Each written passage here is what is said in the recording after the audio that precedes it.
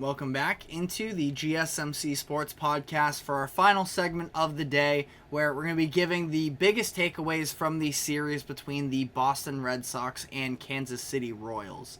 It was a massive matchup between these two teams, considering where they are both at respectively in the playoff picture, considering the fact that the Royals have the final wild card spot and the Red Sox are right behind them. So the Sox were able to take 2 out of 3 to at least decrease the gap a little bit between the two teams. The Royals are now 1.5 games ahead of the Red Sox, and ultimately it feels like it's been so long since the Red Sox took the first 2 games of a series that it just feels like since the All-Star break especially, time after time, we're looking at these rubber matches where it's a little bit of, win or go home. Obviously is not the case in the middle of August and July, but it seemed like, for a lot of these, every series win matters for the Red Sox at this point in their season. And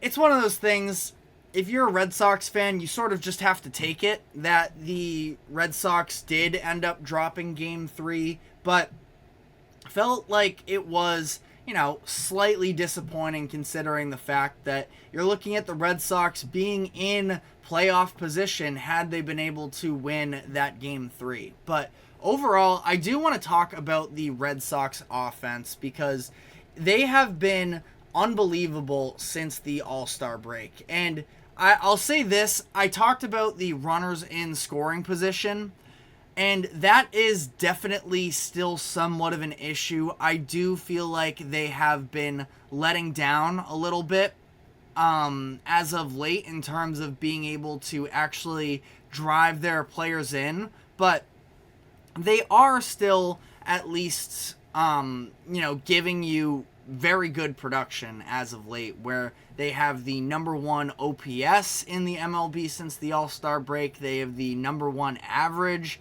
I want to say they have the number 1 runs scored as well. They do by a margin of 5. So their offense, as much as yes, it does feel like they let opposing teams off of the hook too often in some of these situations, they still have been very much producing, and that's despite all the talks about not having enough right-handed bats or anything along those lines. The issue for the Red Sox right now, and we've talked about this before, is the fact that their pitching has been very much struggling as of late, and you have a lot of tired arms in that bullpen right now. Not just the bullpen either. The starting rotation, you're looking at Houck and Cutter Crawford, both on career highs in terms of innings pitched. Brian Bayo, I'll have to double check here, but he's probably creeping up there as well. And the fact that Bayo is sort of, one of your veteran guys almost at this point in terms of experience of a full season of pitching worth, goes to tell you a little bit of where they are at. But the Red Sox have the second worst ERA in the MLB since the All-Star break. The only team worse than them is the Chicago White Sox, who are 1-18 in that stretch. So pretty, not very good company whatsoever in that department. They are just kind of getting shelled, their starters are, and you see in this series that none of these starts were particularly awful. Now, I would say the worst of the bunch probably came from Cutter Crawford in Game 3, where the home run issue continues to be a massive problem for him, where he's now up to 13 home runs allowed in his past 4 starts. Just no good there whatsoever. Ultimately, it started with the 1 home run. If that was it, could have been fine, but the 4th inning just absolutely blew up on him. He wasn't able to make it through the end there, and you have to feel, some sympathy for him, considering he's sitting in the dugout afterwards with his head in his hands, all pissed off. But 3 2/3 innings pitched for him last night. 5 hits. It was 5 hits, 3 strikeouts. I'm looking for the walk numbers here. 4 walks and 6 earned runs. And some of the walks with the Red Sox, especially lately as well, have just been kind of the worst part because they have significantly more.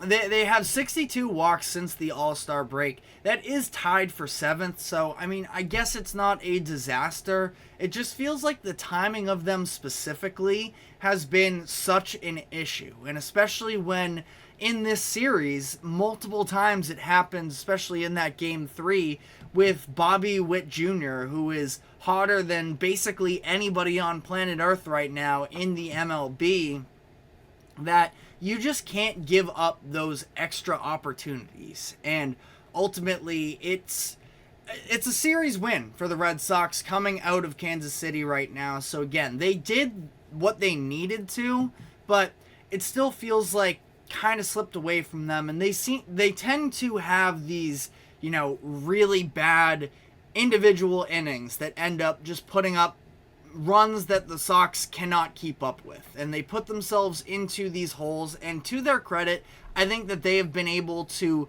battle back significantly better than we have seen from them in past years, but ultimately, just kind of a mess at times. But that being said, again, it's a series win, so can't be all too negative on it. Masataka Yoshida, on a positive end here, has been unbelievable for them. In Game 1, he had that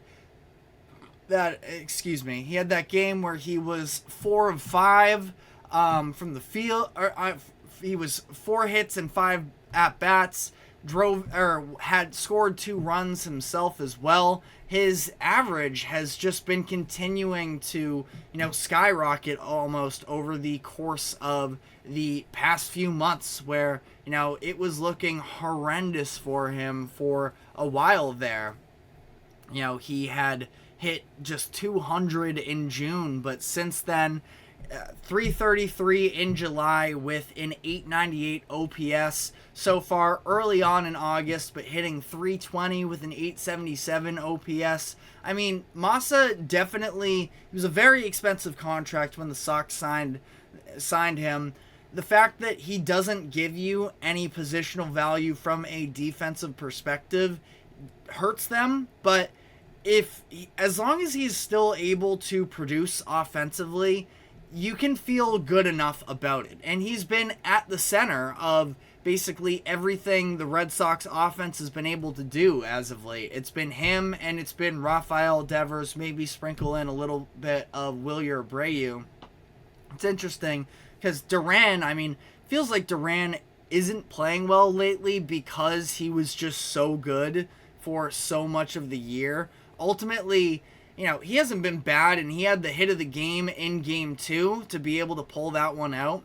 He's hitting 286 in August. Maybe it's just that my expectations for him have risen too high, but, after 3 straight months of hitting over 300, seeing him dip down even this little bit has caught me off guard a little bit, that he doesn't seem to be in the center of everything the Red Sox are doing. But, this is going to, the way that things currently stand right now with the Red Sox, I think that they are going to have to produce at an elite level offensively to hang in the race here.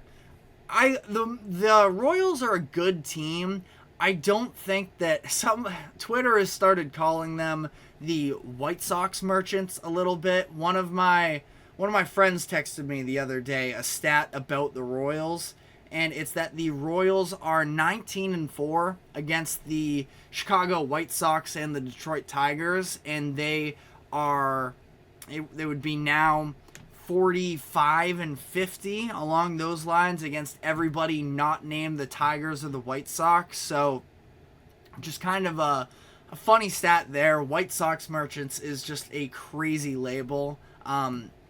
Social media never fails in terms of putting out stupid, labels on teams and players, but I thought that was pretty funny. And I think it's a lineup that is a little bit top heavy. Obviously, Bobby Witt Jr., I wouldn't dare to put any sort of limitations on what he can do, because again, he is playing like the best baseball player on the planet right now. It's going to possibly end up being a very real race for American League MVP at this point, where it seemed like it was Judge's for the entire season. But if you actually look a little bit closer into it now, obviously Bobby Witt and Aaron Judge playing very different styles and different positions, but Bobby Witt's got a higher WAR than Aaron Judge at this point, 8.1 versus Aaron Judge's 7.9. So it's really the two of them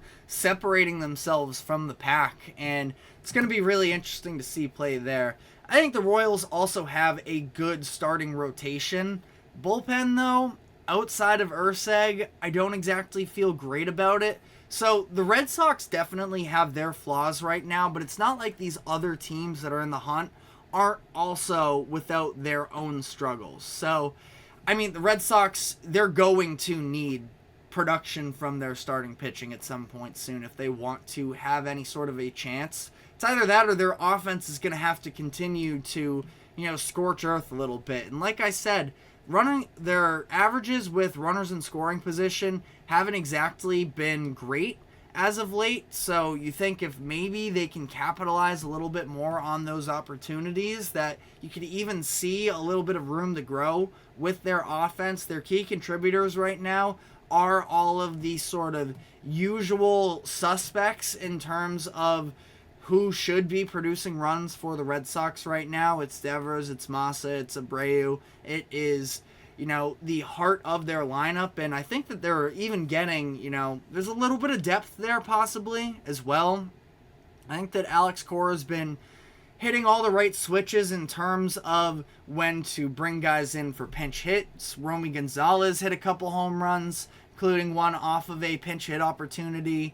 You have, a number of other guys that are producing for you as well, but I'm just not sure how sustainable this offensive reliant team structure is going to be, and whether or not that's actually going to be able to get you to the postseason. So let me know what your thoughts are in the comments section. That is all the time we have for today, though. Thank you very much for tuning into the GSMC Sports Podcast. Thank you to the GSMC Sports Network for allowing us to host this show. Remember to like, follow, subscribe wherever you keep up with us. Be sure to check us out on social media as well for more exclusive short content. And we will be back tomorrow afternoon, same time as always, 2 o'clock p.m. Eastern. We will see you then. Take care.